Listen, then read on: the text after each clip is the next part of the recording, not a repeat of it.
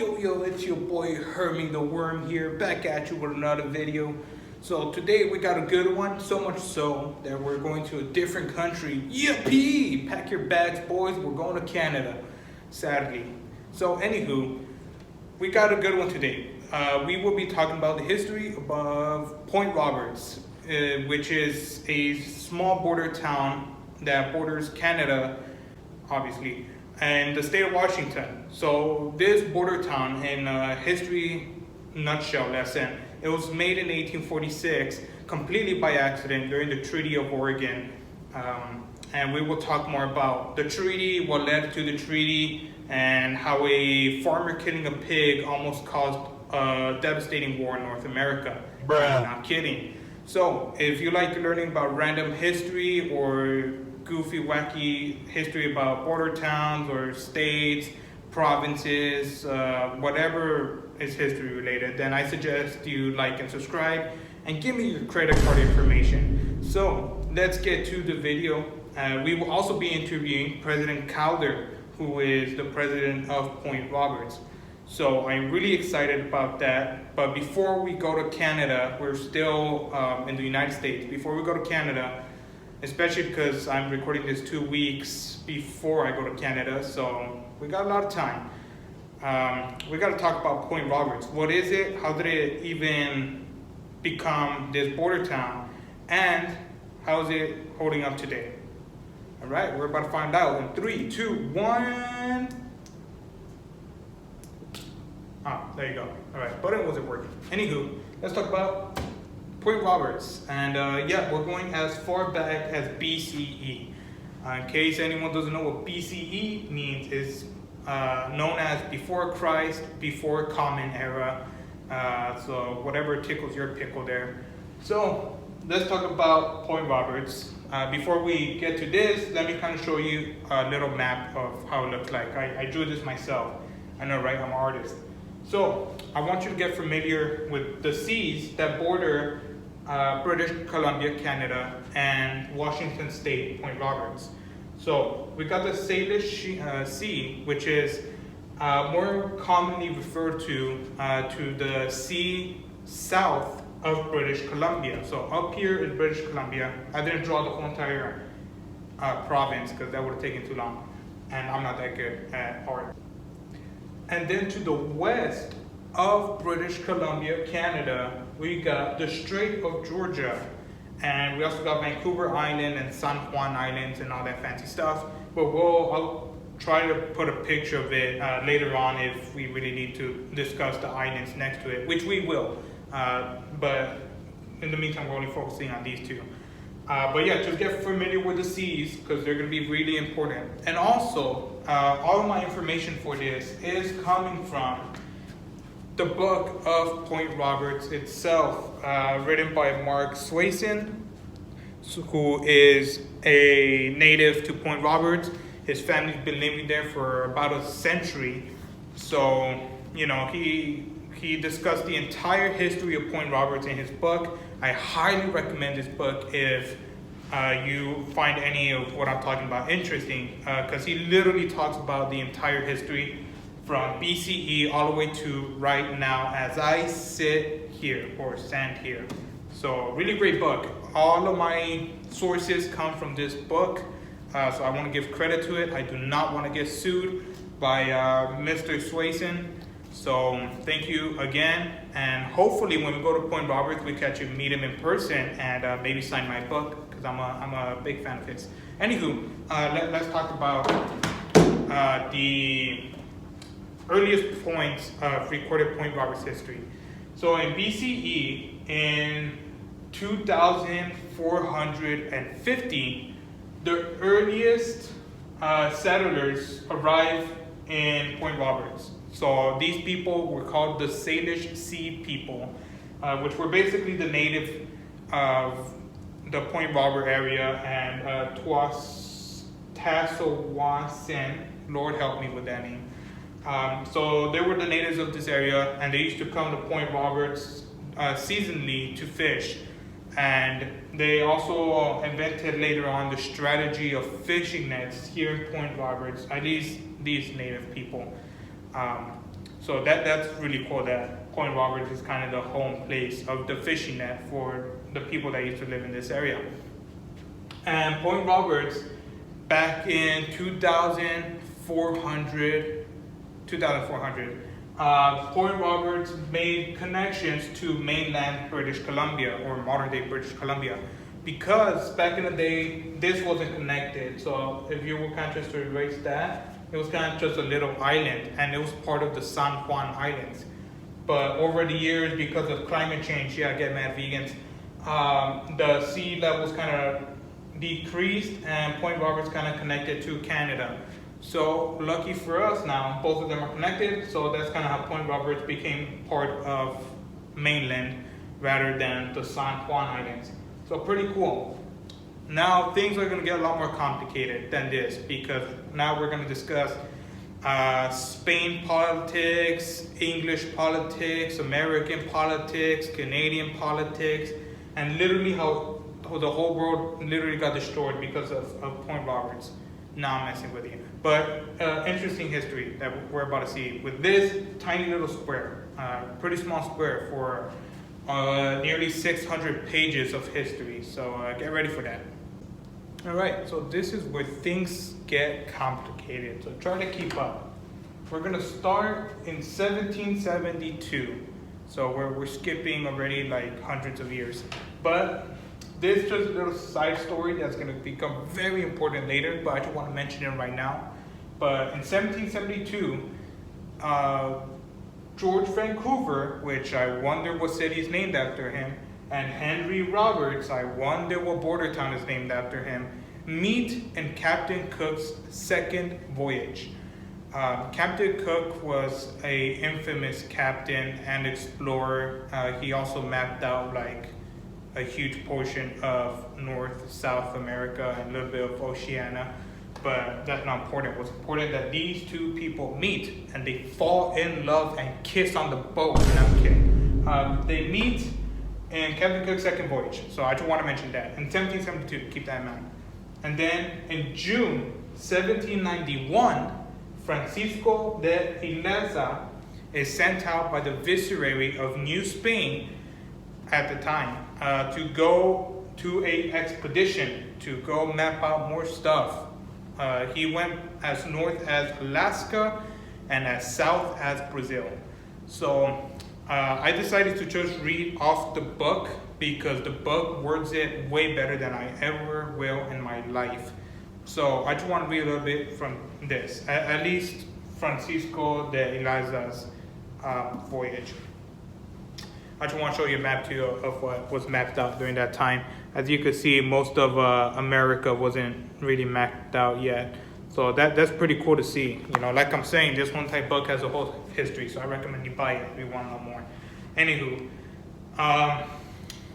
the Spanish explorer under the command Don Francisco de Ileza were the first Europeans to see Point Roberts during their expedition of the Salish Sea. Thinking it's detached from the mainland, it was named Quepata Island. In June 1791, Eliza's name of the Strait of Georgia was El Gran Canal de Nuestra Señora del Rosario La Marirena, Lord have mercy, Marirena, which means the Grand Canal of Our Lady of the Rosary.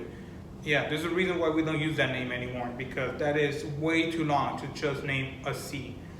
The southern arm of the Strait of Georgia between Bethlehem and Anacortes, Washington, is Rosito Strait, which comes from Eliza's original name for the Strait of Georgia. The Eliza expedition noted natives at Point Roberts. Like I mentioned, there used to be natives at Point Roberts that used to go there seasonally to fish and temporarily live there. So, you know, keep that in mind. At Quepata Island, there is an incredible quantity of rich salmon and numerous Indians, much more docile and traceable than those at the entrance to the Strait of Juan de Fuca, quoted Francisco Eliza in his diary. The Spanish were soon joined by the British. Captain Cook, oh, there he is, found Nautica Sound 13 years earlier in 1778. on his third global voyage, but somehow missed the wide entrance to the Strait of Juan de Fuca.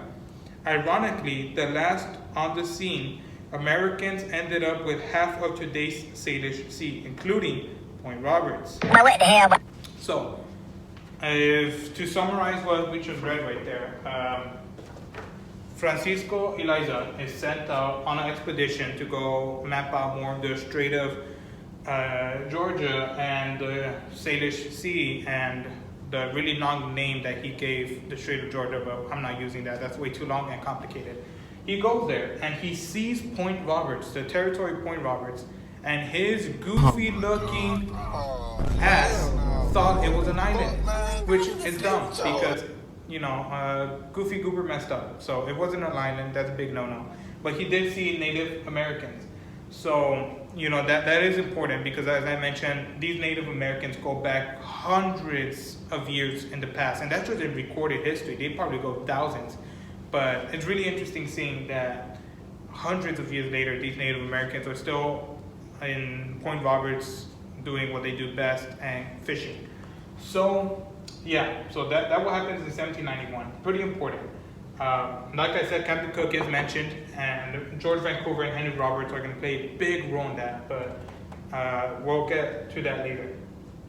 And then this is when things start to become interesting, because in 1783, Benjamin Franklin signs the Treaty of Paris, which creates the northwestern 49th parallel border, which is important. I'm going to put a picture, in fact, right here. There should be a picture of it right here now. I'm going to edit that later. But so pretty interesting. So we're going to see how that border right there expands more to the east and how it will eventually create Point Roberts.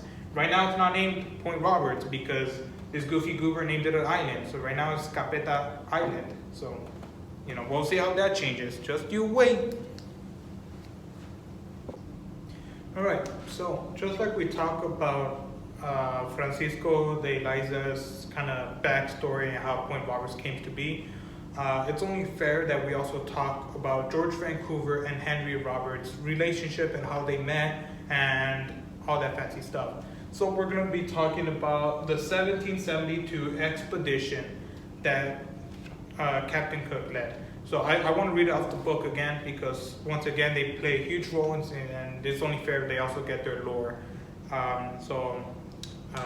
Like I said, this book kind of sources everything. Anywho, in 1772, sailing on the HMS Resolution, the southern half of the globe at the time had a huge gap, and Cook's second voyage set out to determine if there was a larger southern continent that fabled Terra Australis. The voyage would become the first to cross the Antarctic Circle. Aboard the 111-foot ship was a crew of 112, including 2 young officers, George Vancouver and Henry Roberts.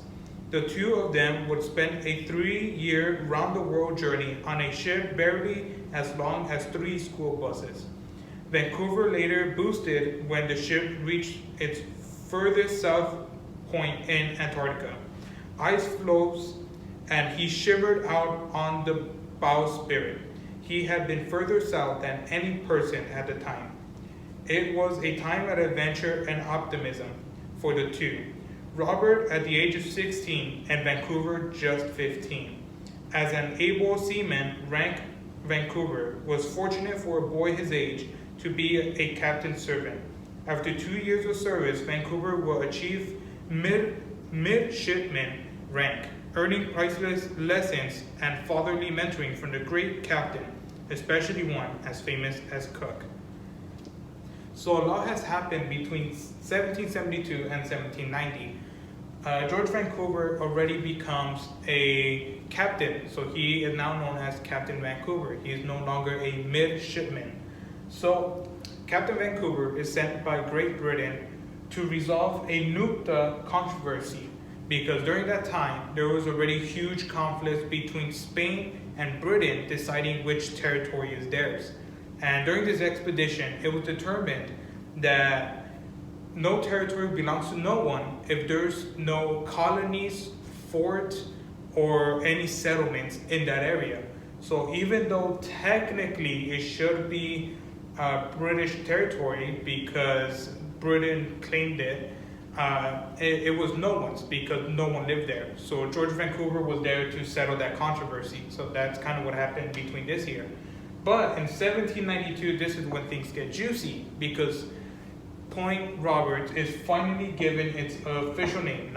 It's no longer Kepate Island, or I forgot what it was exactly, but something along those lines. So he decides to name it Point Roberts after obviously Henry Roberts, who was given the original position to go settle the Nootka controversy.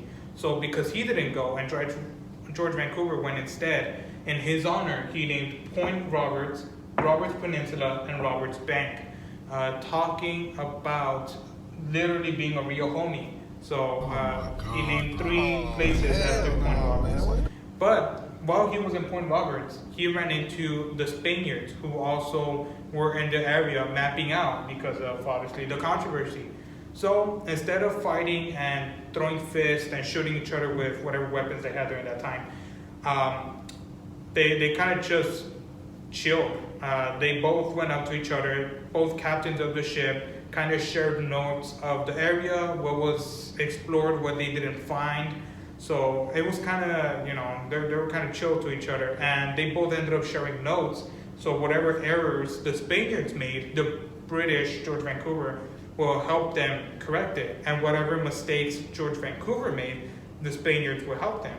And then they kind of just, after that, they continued together on the Strait of Georgia, and continued to map out everything together. So it was kind of cool that instead of killing each other, they decided just to work together.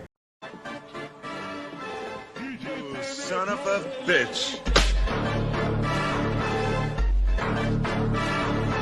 Because at the end of the day, no one could claim the land, and we will see how that will become a huge problem later on, and how how Point Roberts will end up becoming part of the United States. But it kind of happens here in the Nootka controversy.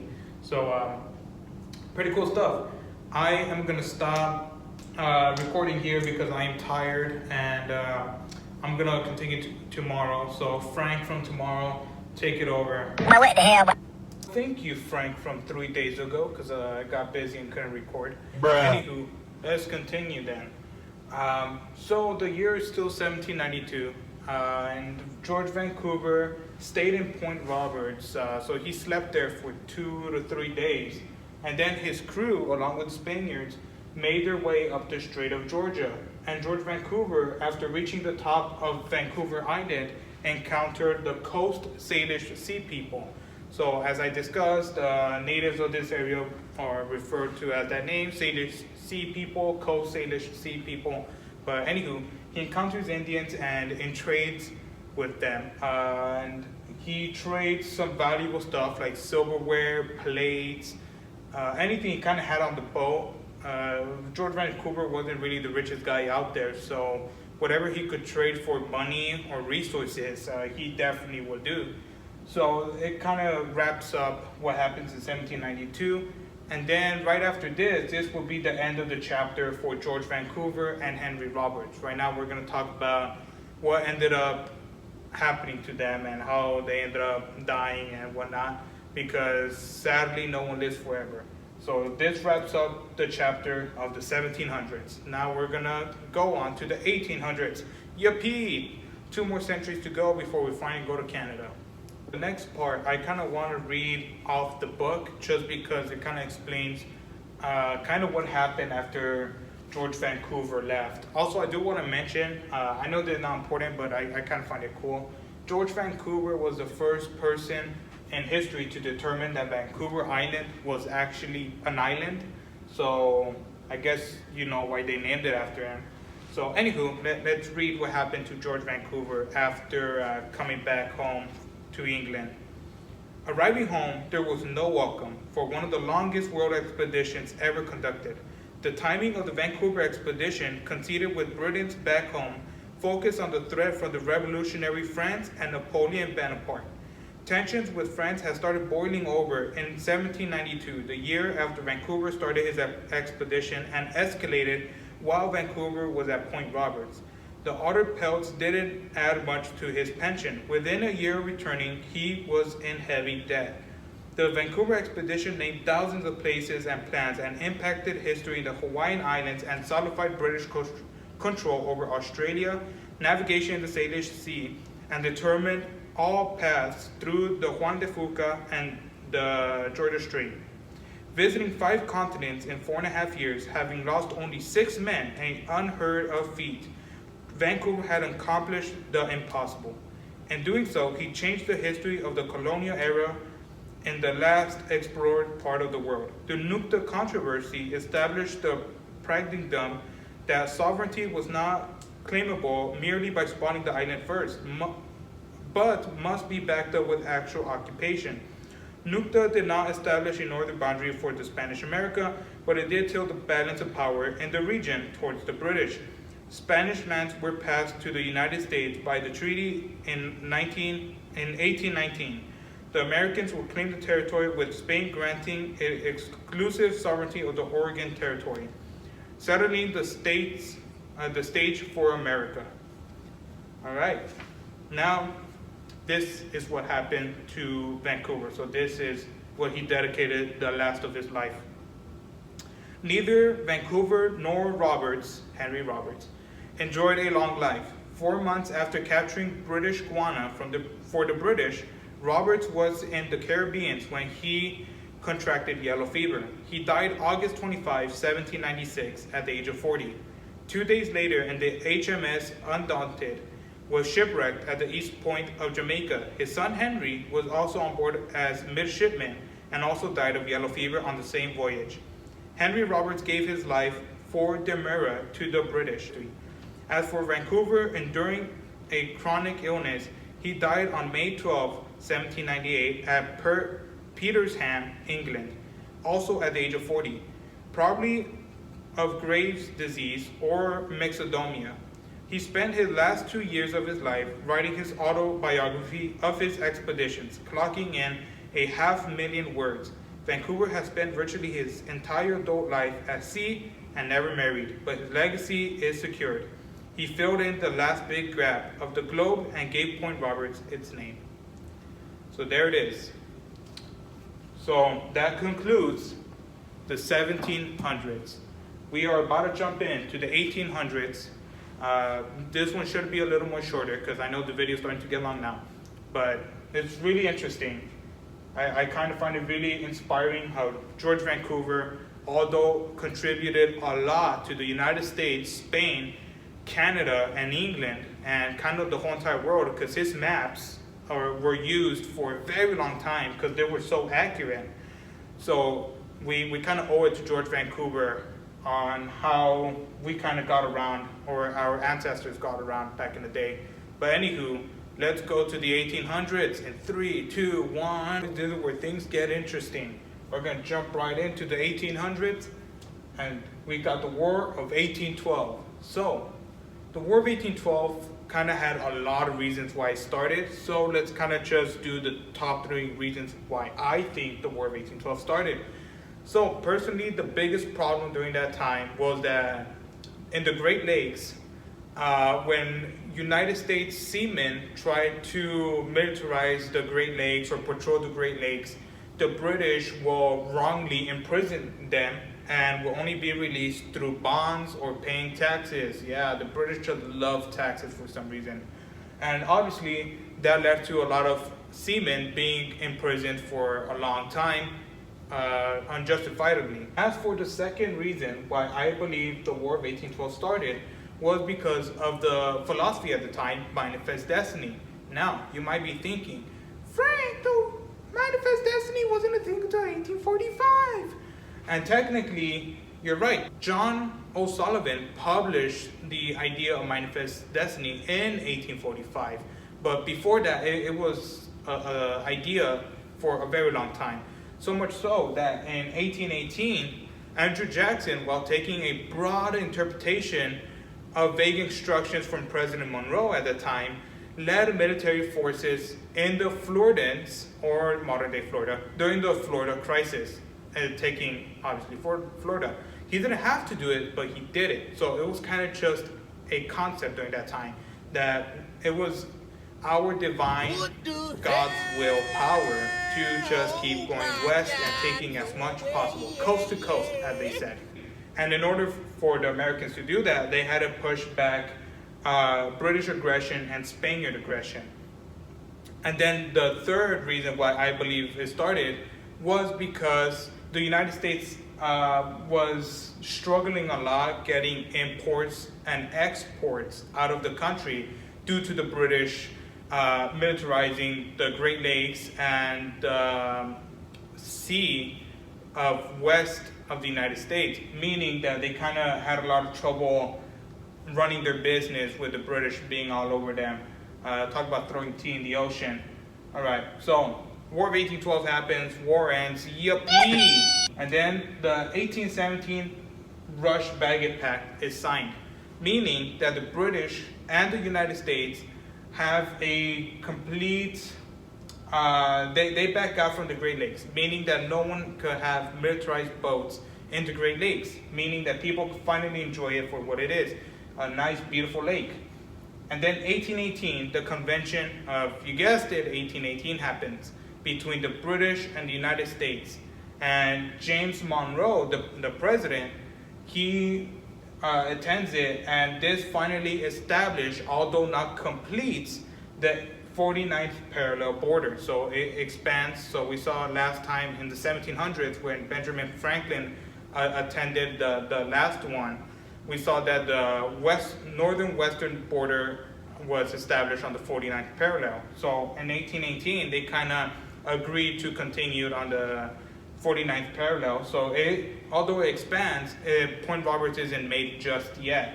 We will see that because of the Oregon Country. So the Oregon Country is kind of going to be the next huge milestone in American history and in Point Roberts history as well. So nice. With the year being 1819, Spain finally relinquishes from modern-day Florida. So as I mentioned, Andrew Jackson attacked modern-day Florida, making the Spaniards kind of just leave because they couldn't keep up. And while leaving, the Treaty of 1819 was signed, basically saying that the Spaniards had to leave not only Florida, but the Oregon Country, meaning there was a huge plot of land for anyone to take. So, including this plot of land, Point Roberts became no one's. It was once part of Spain, but now they belong to no one because of the Treaty of 1819. Meaning that something needs to happen because now we got this land that could literally become anyone's as long as they go there and settle. And create settlements and colonize it, like how we agree, like the definitions of the NUCTA controversy stated. Well, lucky for us, finally, after all we talked about, in 1846, the Treaty of Washington was signed, or more commonly known as the Treaty of Oregon, meaning that Canada, or Northern British America, at the time it was called, and the United States agreed to cut Oregon country in half, meaning Point Roberts got the short end of the stick and was just a couple parallels short, meaning they are part of the United States, so they're disconnected from mainland again by invincible line. And then in 1852, Henry Reuter finally is the first white settler to come to Point Roberts. And from there on out, we will see that it will begin to grow, and we're going to see too how a war started over someone shooting a pig. Stay tuned. Now let's talk about why Point Roberts became a town. Like, what was the first reason why? And it's kind of funny what was the reason why Point Roberts, first town, Robertstown, was started. And it's only fair if I read it, so I'll give it a read. The next whites to visit were the Boundary Joint Commission engineers who marked the border between 1857 and 1859. It was during that time that a settlement formed on Point Roberts. In November 1857, a man named McKinley, or something similar, based on various reports of the era, was arrested in Point Roberts for selling smuggled booze to the Boundary Commission surveyors. Reports of the arresting officers found gold dust on him, which he explained had come from the headways of the Fraser River.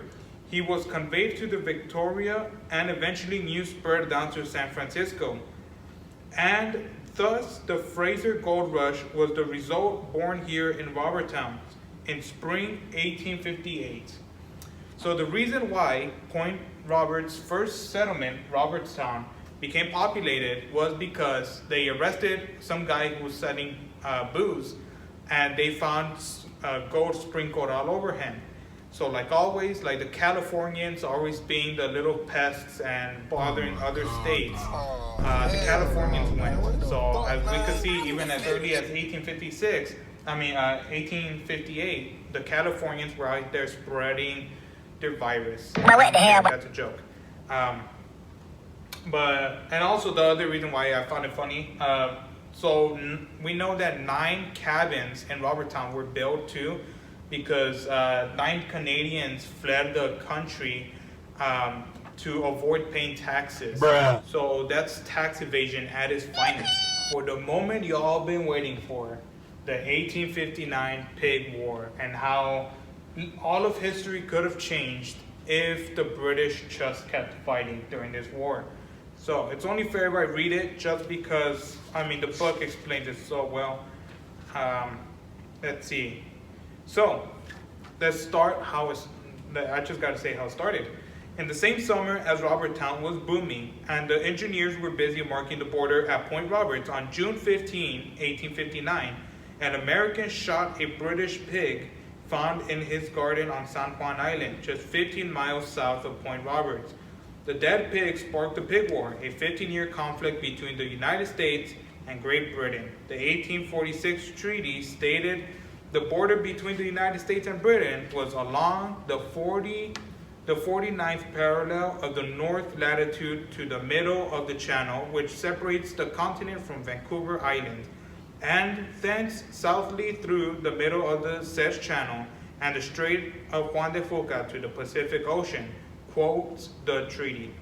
The trouble was there is an island archipelago in the channel, the San Juan Island and Southern Gulf Islands, and there were actually 2 major straits which could be interpreted as being the other one in the middle.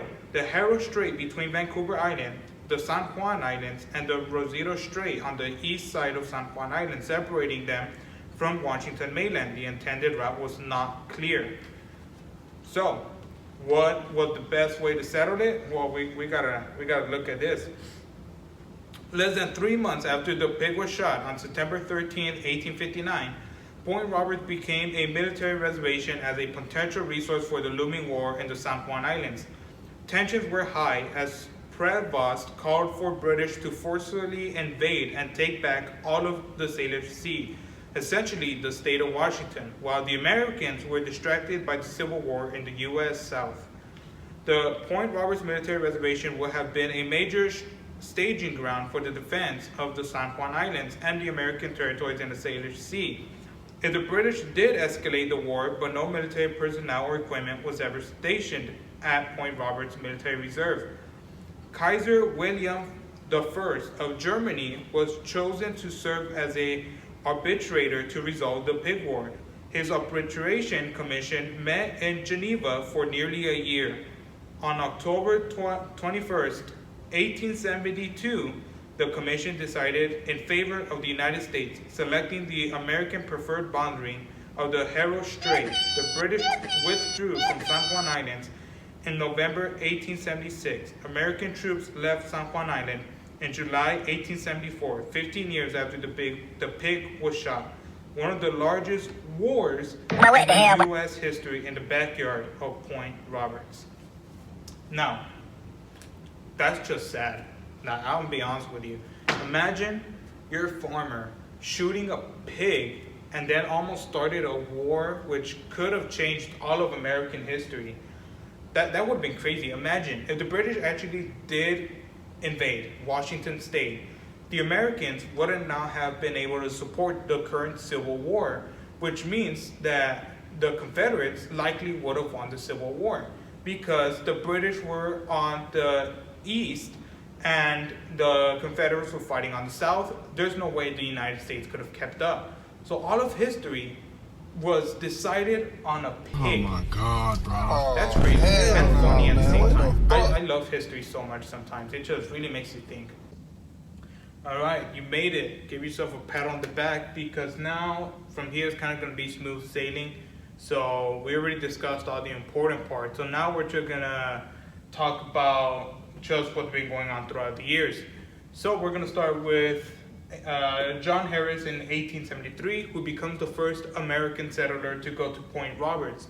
I know that I mentioned that Henry Reuter was the first to go settle Point Roberts, but he ended up failing. So during the gold rush, the reason why he failed was because the gold rush caused Robertstown to kind of boom, and then the second the people were being taxed because of the gold, they kind of stopped going, and Robertstown kind of collapsed along with the whole settlement. So there's no evidence of Robertstown in modern day Point Roberts. It kind of just all disappeared now throughout the years.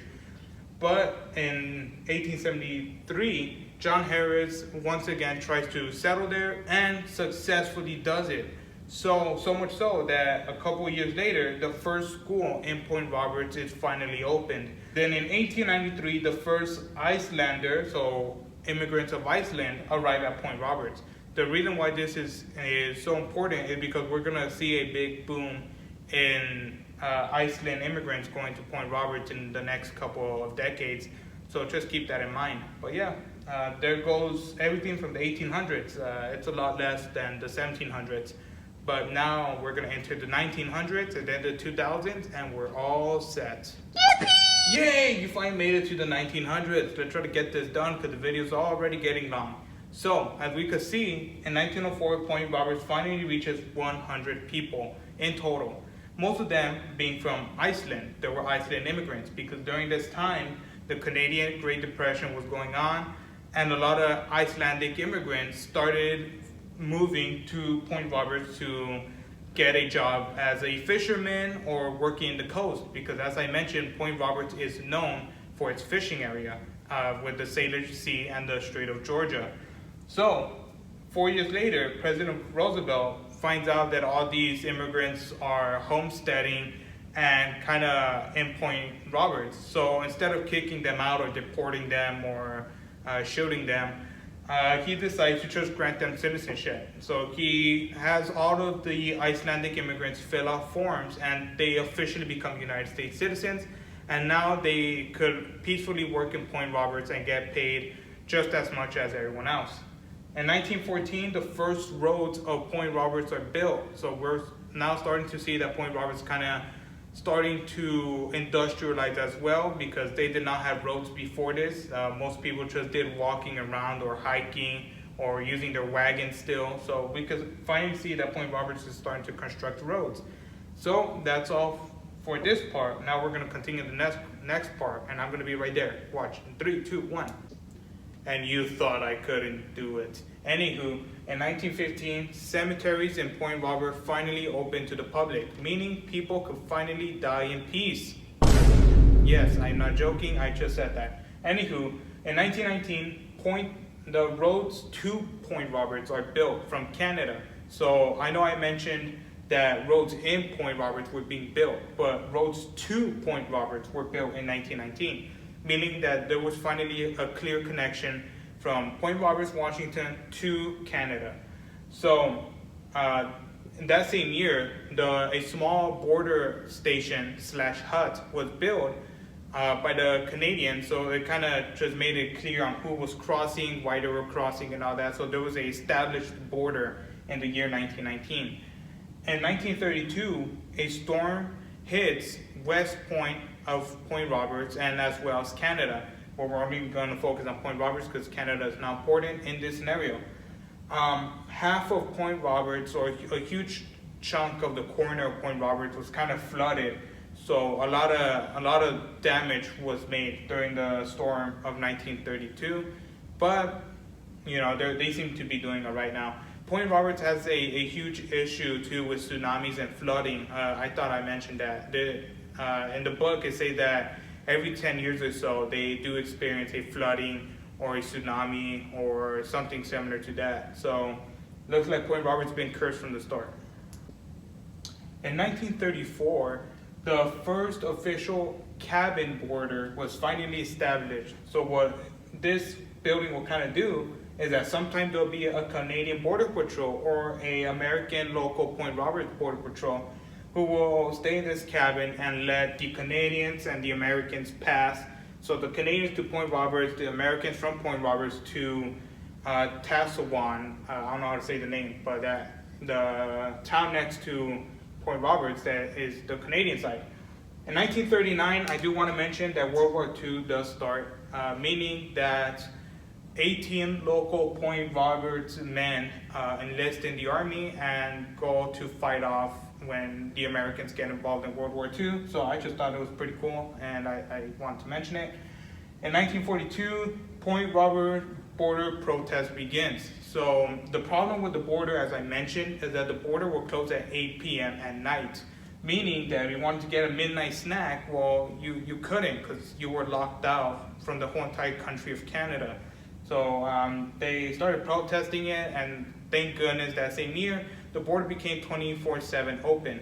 So yeah, that was kind of wacky. Imagine like getting locked out from an entire different country just because it's 8 p.m.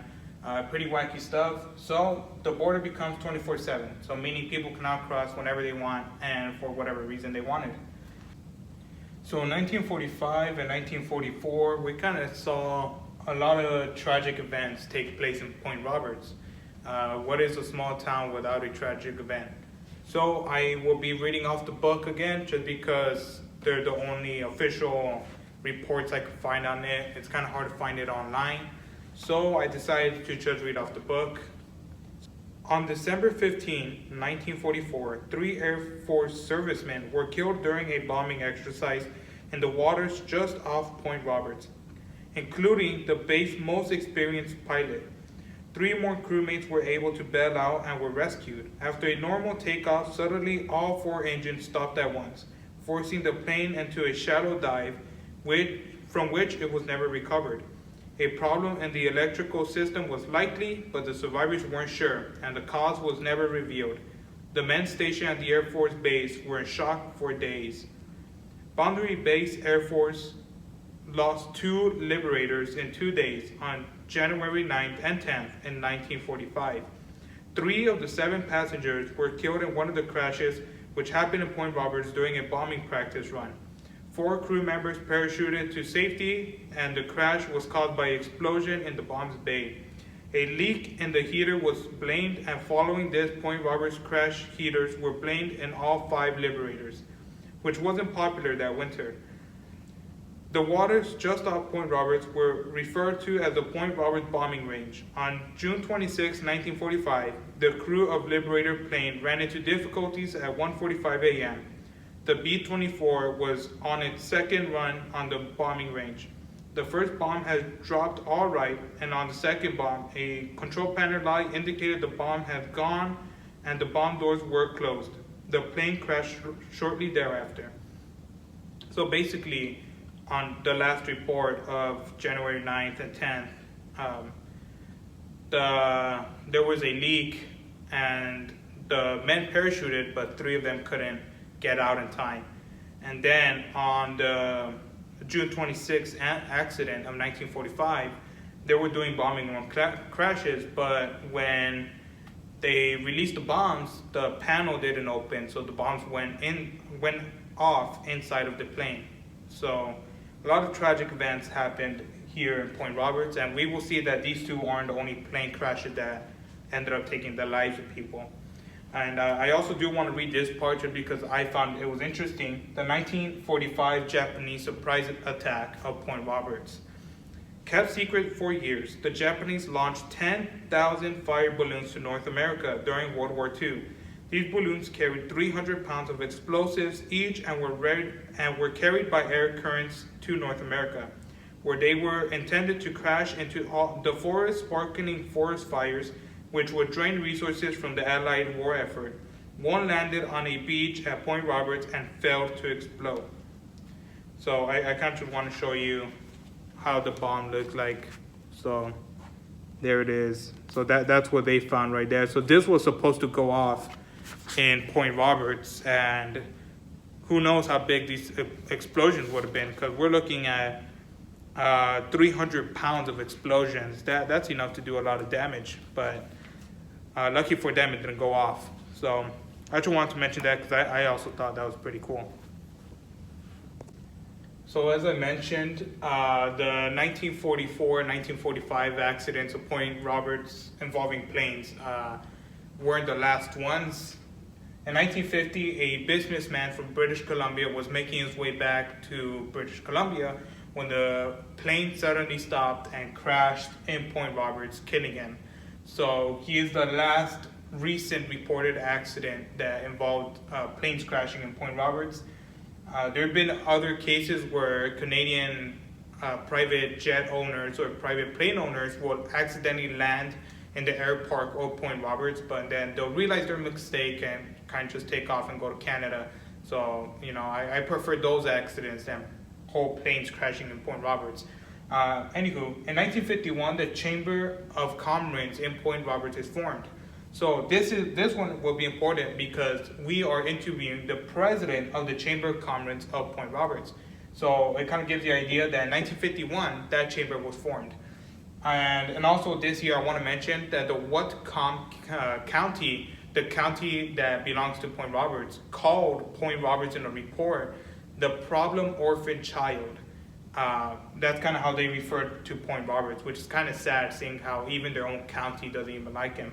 But anywho, in 1953, there was a law passed in Washington State making Canadians finally be able to own property in Point Roberts. We could see that this is a huge factor that plays in Point Roberts' revenue annually, and I'm pretty sure that President Calder will even talk about it on how it affects them today, because that is still a huge occurring thing going on in modern day Point Roberts. And then in 1961, the Canadian-U.S. border becomes 24/7 again. I know I mentioned that in the protest of 1934, the Point Roberts residents were protesting to get the border 24/7. And they did, but temporarily. And the reason so is because soon after World War II started, people couldn't just be patrolling because people got busy. Rations had to be made. The Great Depression was at its peak. So shortly after World War II started, the border kind of became closed at 8 p.m. again. But now in 1961, it officially became 24 hours a day. So, and then 1961, the Governor Rossellini, governor of Washington State during that time, visited Point Roberts. It was cool, so I thought I'd mention it. And then in 1963, Point Roberts is given its official zip code, 98281. So finally, they have a zip code. And then in 1964, the first jail in Point Roberts opens officially, because before that, they had to transfer the very, very few prisoners to mainland Washington State, but now they kind of have their own small little jail in Point Roberts. So that's pretty cool to see. Lord have mercy. This video is very long, and I highly doubt anyone's even watching at this point. If you somehow run into this part of the video, leave a comment just saying like, hey, I know your dirty little secret, and just so I can know that people are still alive this far into the video. Anywho, let's go to the burger crisis of 1974, because I guess we're that desperate now. No, I'm kidding. This is kind of funny though. So in 1974, Canada banned medium rare burgers from being sold in British Columbia. So obviously everyone turned to Point Roberts to get their medium rare burgers in Point Roberts. Talk about easy money, but yeah, I mean, Canada is just a weird, goofy country overall. In 1977, the Point Roberts Historical Center is opened, finally, is established and is opened.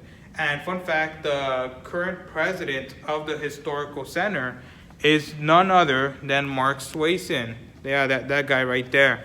So, and also the author of the book, so it makes sense as to why he successfully wrote that book and had all the information to write it, because he knows the entire history and has all the records available to him. And then in 1984, the post office, the one that is used today in current Point Roberts, is opened. So that's pretty cool. And then in 1992, 2.65 million people crossed the Point Roberts border annually. So in the span of 1 year, 2.65 million people crossed the Point Roberts border, whether it's American or Canadian. So all of that's pretty cool. Now let's continue. 3, 2, 1, go. Oh, all right. So in 1988, the modern border, so the one that we see when we're gonna cross, was established this year. So the border that we all know and love currently at Point Roberts is made in 1988. So that's all we got for the 1900s. We're now going to enter the year 2000, and things right off the bat are going to get complicated because in 2001 the 9/11 attacks happened, and that affected Point Roberts massively, that not a lot of people talk about. So let's get into it. I'll be getting into it tomorrow because I am also incredibly tired. I've been going on for far too long. So as you could tell, I put a lot of effort into these videos. So like the damn video and subscribe too, and give me your credit card information. So yeah, see you tomorrow. Frank from the next day, take it over. Thank you, Frank, from 1 week ago. Bruh. That's right, it's been already one whole week.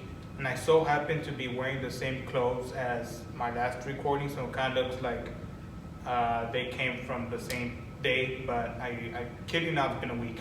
Anywho, 9/11. What the hell? Yeah, so let's talk about that. One of Point Roberts' biggest changes came after the September 11 attacks. And basically, when 9/11 occurred, Point Roberts was in a immediate shutdown. Well, the whole country was. But Point Roberts got hit the hardest because, as we know, Point Roberts highly relies on neighboring Canada for resources such as groceries, shopping, getting gas, and almost anything really. So when 9/11 happened, Point Roberts was in a complete shutdown, meaning they couldn't cross to Canada and Canadians couldn't cross to the United States, Point Roberts, which led them to be locked out for around 2 weeks or so. I just finished packing for university, so I don't have my book on me anymore. Bruh. I'm pretty sure it was 2 weeks. And during this time, Point Roberts faced a huge economic crisis because they were losing a lot of money, a lot of tourism. Point Roberts citizens were also experiencing a huge crisis as well because each person kind of suffered individually, knowing that they couldn't cross to the other side and get their stuff. CNN actually ended up going to Point Roberts and interviewing President Calder during this time, and that was kind of the last time anyone cared about them until 2020 hit, the pandemic. I know I didn't write down the year, I forgot. But when the pandemic hit and Point Roberts' borders ended up closing again, this time Point Roberts faced a huge economic problem. And President Calder and I will discuss about it, but to this day, they still hadn't recovered from COVID, meaning that they lost a lot of tourism. They lost a lot of their Canadian fishermen, their Canadian boaters, because Point Roberts has a dock, so a lot of Canadians used to go there and rent out the dock, which used to make huge revenue for Point Roberts. But after the pandemic, and during the pandemic, people stopped coming, food was kind of getting short, the border was closed so people couldn't cross, so these citizens of Point Roberts were stuck within that small square for about 2 years. That's all I got really. There were a lot of things that happened in between of 9/11 to 2020, but I decided not to mention it just because the video is already way too long and I highly doubt anyone's watching. And also I do want to mention that I will be going to Point Roberts right now, but I will post a separate video where I basically just walk around Point Roberts. I won't be doing that in this video because this video is only dedicated to the history of Point Roberts.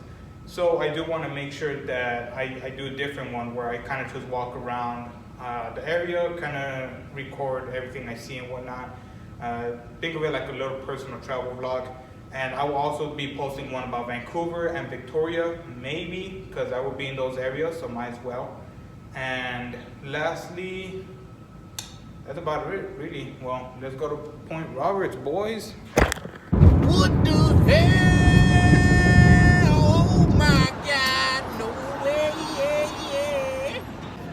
right, made it to Vancouver, and now all I gotta do is go to Point Roberts. So yeah, give me a second and I'll be there. I was walking around the city, and then I found this, which is, pretty good for the topic we were talking about. George Vancouver, thanks to him, we got the city Vancouver, we got Point Roberts. Lord have mercy, I've made it to the border. So I got a cross line now, and then we'll have our interview with President Calder.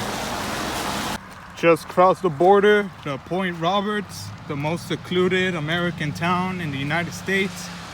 And I gotta say, so far, pretty good impression. A lot of trees, a lot of green. My name is Frank Castro, and I'm here with President Calder of Point Roberts.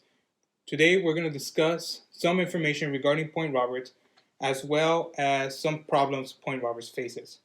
So, Mr. Calder, thank you for joining me. You're welcome. Thanks for coming here and taking a look at us. I'm happy to chair the Chamber of Commerce and talk Point Roberts at any time you wish. Thank you.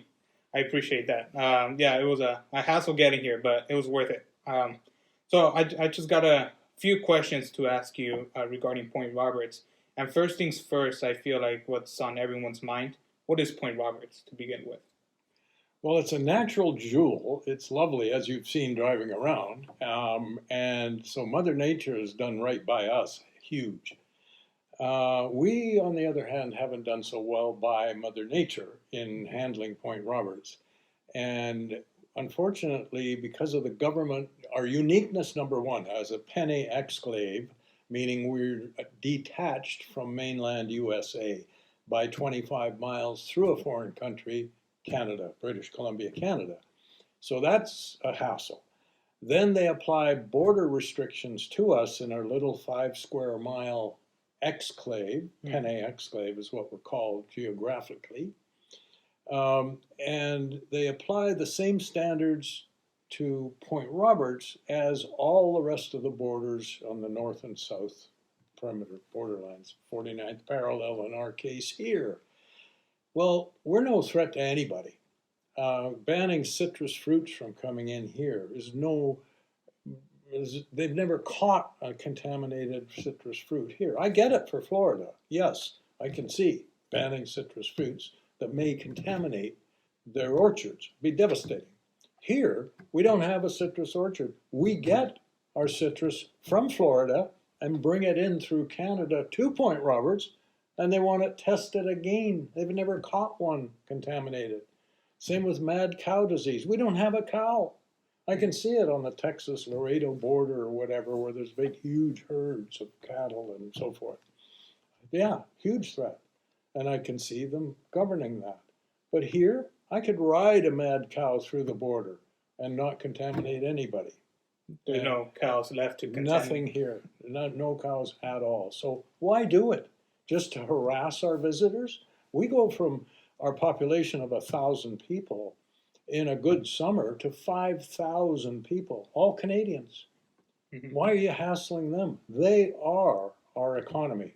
No ifs, ands, or buts about that. 90% of our economy is given to us by Point Roberts by Canadians.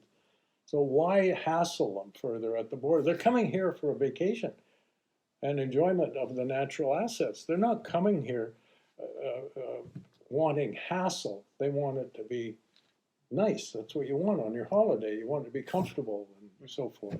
And so many of them are not coming anymore. Will you say this problem began post or after 9/11? It was trickling down for the last 25 years economically, but it was 1%, 2% a year, so you didn't really feel it. It was starting to get dicey, but with the border closure, on the COVID border closure, completely isolated, we were in jail here. Couldn't get off, couldn't get anywhere, and we're not part of mainland USA, we're part of Canada, so that wall was put up there, and for 20 months, ruined our economy. So that really accelerated. A negative was compounded in a negative way, and it has never recovered since. We're off 50% from what we would normally be. And to us, that's huge. It's like you working at a job and all of a sudden you're now getting 50% of what you used to make and expected to survive in the same fashion you were surviving in. Doesn't work. Yeah, it's not possible. Yeah, I saw too that Point Roberts only has one market here. And how does that market work? Do you think that it's suitable for all residents of Point Roberts, or do you think you need more? Well, the market per se, bless them, because they stood by us for that 20 months, losing $30,000 a month. $30,000 a month. Lost half their staff. Can't get them back because they moved out of here during the lockdown.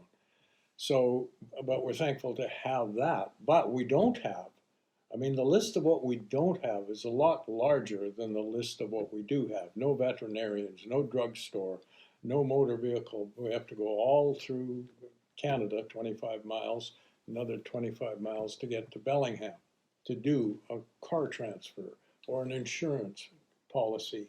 And unless you do all that, try and do it online, we have to drive over there and back. It's a day taken up a day. For what? And so we have a long list of what we don't have and a very short list of what we do have.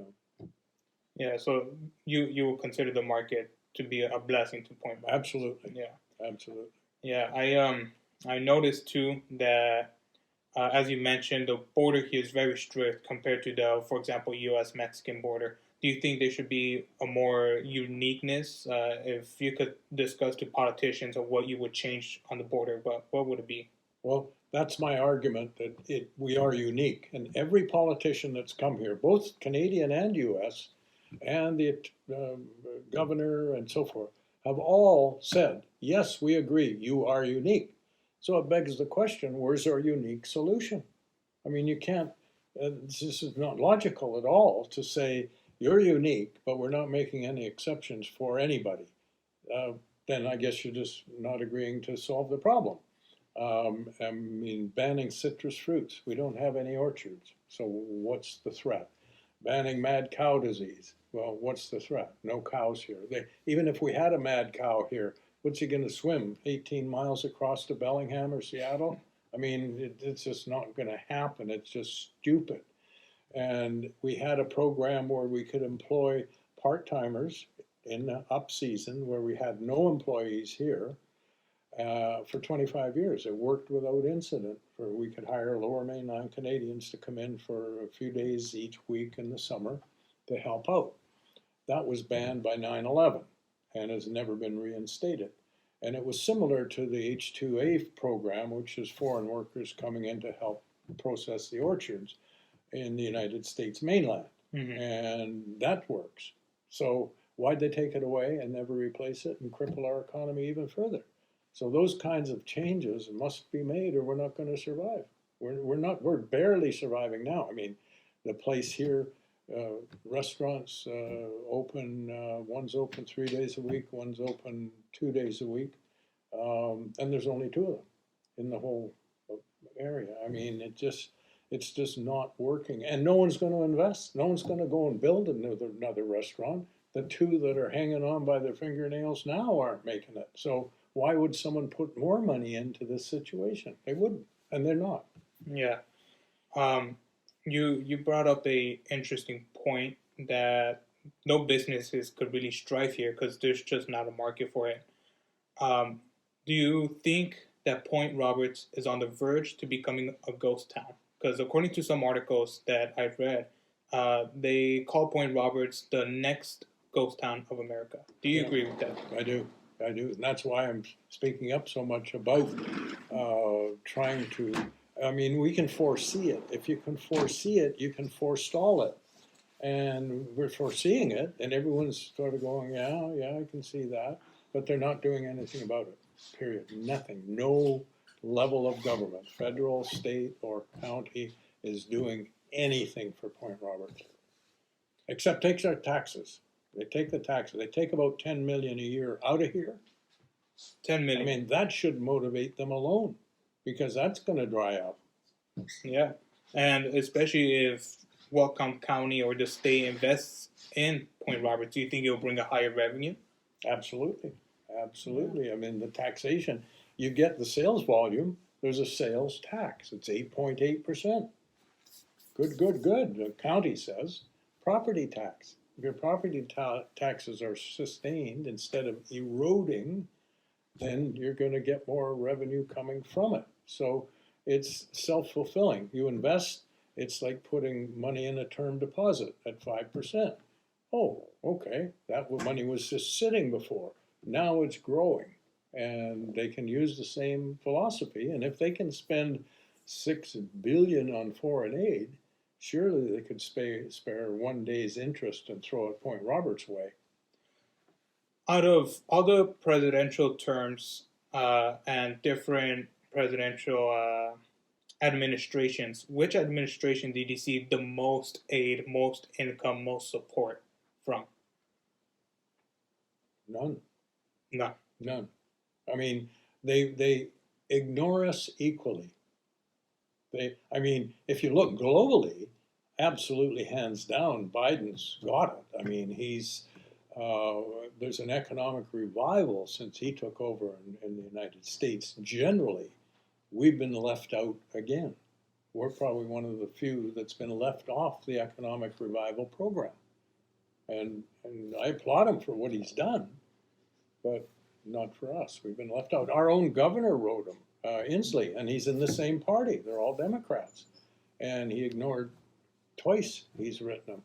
Senator Murray, Democrat, for Washington State, in the House, in the Senate floor, did a 10-minute presentation to the House, Senate, about Point Roberts, and a picture, and walked them all through it.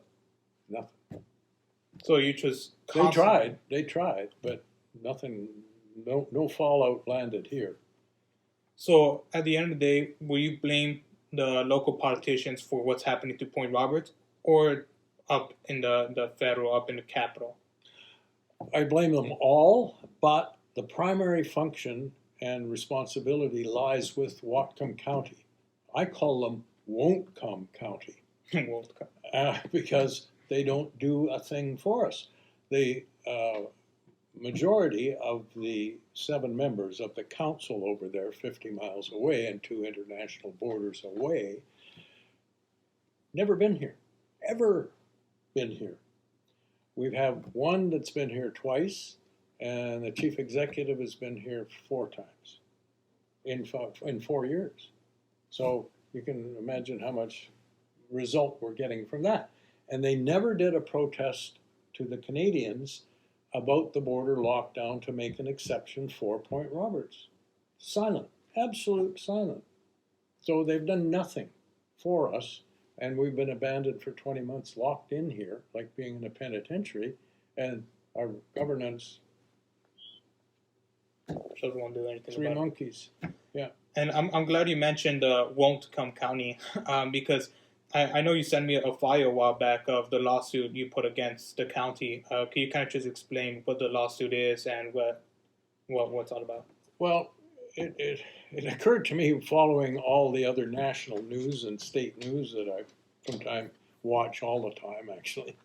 And the big thing is woke, and someone's feelings are getting hurt, or discrimination. And I went, you can sue for discrimination. Put us in. We're discriminated against more than any other town in North America by our own government. So pay attention.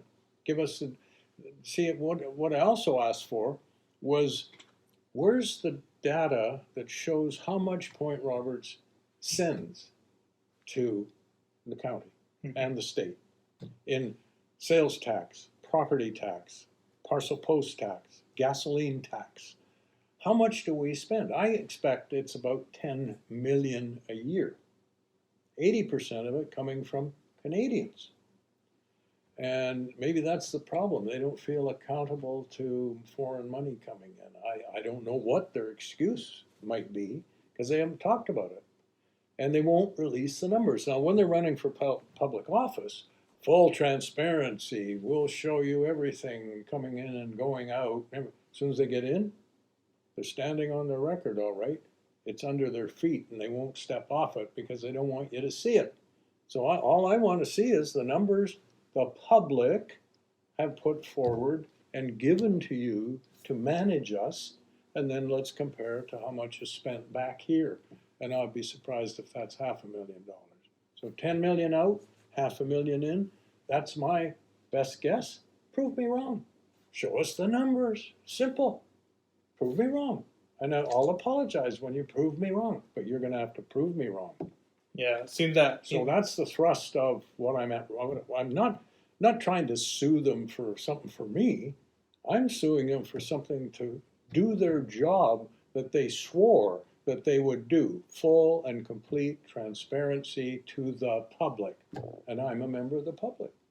Yeah, the people of Point Roberts, I feel like, deserve to know these numbers. Yeah. Because, I mean, when we were driving around, it feels like Point Roberts could use that extra aid. And as you mentioned, Any aid. It's not extra. We're getting nothing now. oh, wow. So it's not Any not aid. extra aid. It's any aid, yeah. Yeah, because as you mentioned, other countries are out here getting billions, millions. I mean, a bill recently was signed to give a couple billion to Ukraine and a couple other to Israel. And here you are just standing in the corner waiting for at least $1 to come out of their pockets. I'll take the interest on the foreign aid is $6 billion last year. I'm not against foreign aid. I just would like for Point Roberts to get 1 day's interest rate off that $6 billion. 1 day, then give it to Point Roberts and let us get on with it. Oh, yeah. And you mentioned here that a lot of Canadians own property here because the state of Washington passed a law where they could buy property here. Do you consider that a issue that people from other country is coming here buying property, and like do you think that affects Point Roberts in a negative or in a positive way? Well, Canadians own 70 to 75% of Point Roberts. Now, if you went by gross ownership, Canada owns us, right? in practical terms, they're 90% of our economy. But they started coming here in the 30s and 40s. Mm-hmm. So all our subdivisions were put together by Canadian influence. They were built by Americans for Canadians. And to this day, we see the houses the few of them being built right now, Mm-hmm. and it's all U.S. contractors for Canadian purchasers. So they put Point Roberts on its feet financially. Otherwise, we'd have been a ghost town back in the 30s and 40s and never have grown. We'd have been a farming or maybe an exclusive resort water-oriented rich people's exclave, as opposed to it's probably middle. Our population is middle income generally. Yeah. And lastly, if you had a chance to join the rest of Canada, rest of British Columbia, would you do it? And if so, why? It'll never happen. The United States history, well over 200 years, has never sold 1 square foot of dirt. Never. It's taken dirt, it's bought dirt, Alaska and so forth, Mm-hmm. but it's never relinquished any dirt. So that's not going to happen. Not going to happen. So, and people have argued, one fellow was arguing a few years ago, let's buy it from Canada for $5 billion. It's worth $1. And people go, what? What do you mean $1? I said, you don't have anything here that's revenue producing. You own parks, cost money. Roads, cost money. Ditches and drains, cost money. They own no land here. The Mm-hmm. county owns the state own no land here that produces any revenue. Well, why would you buy it? I mean, if you had 500 acres of high-rise apartment zone and land, that might be worth something. But the way it sits now, it's not worth it. $5 billion is just absolutely outrageous. So the best I could think to make Point Roberts work, and several things we mentioned earlier, the other one is move the U.S. border station, like they did in the Peace Arch, apart to the water's edge at the marina, the U.S. one. Canadian one stays where it is on the 49th parallel. Everything in between is a co-op zone that Canadians and Americans can co-mingle without having to go to the other country, like they do at the Peace Arch, and it works great, has worked for 100 and some years. Why can't it work here? Yeah, I agree. And then everyone keeps their jurisdictions, their land, and so forth, and there's no international boundary crisis that we have to go through Ottawa and Washington, D.C., and all the political levels. That wouldn't happen. So Yeah, this town is too small to really get the attention of D.C., Ottawa. It's just, and there, as you mentioned, there's no revenue being made here. There's nothing at stake. You know, a bunch of trees and grass. I mean, they want to sell lumber. I mean, that's the business here. But, you know, I do appreciate you joining me here today. And thank you so much for sharing the time to discuss. anytime. Good luck with your project. Thank you so much. Is there one last thing you would like to mention before stopping the recording? Is there anything you would like to say? I'd like to take your report and send it to every politician that I know of. Get their attention. Yeah, because I mean, you just got to keep poking the bear until it wakes up. So thank you so much. Thank you. Yeah. Right. Well, there you have it, folks. From Arizona all the way to Canada. So a lot of good effort went to this interview. I felt like we discussed a lot of important things there, and I feel like there's still more to discuss, but unfortunately that's all the time we had. If you enjoyed the video, please like and subscribe, because there's more to come, and I am putting in a lot of efforts to these. The next video hopefully will be more based around World War II or Soviet currency. I don't know. More on that later. But yeah, enjoy the video, and bye.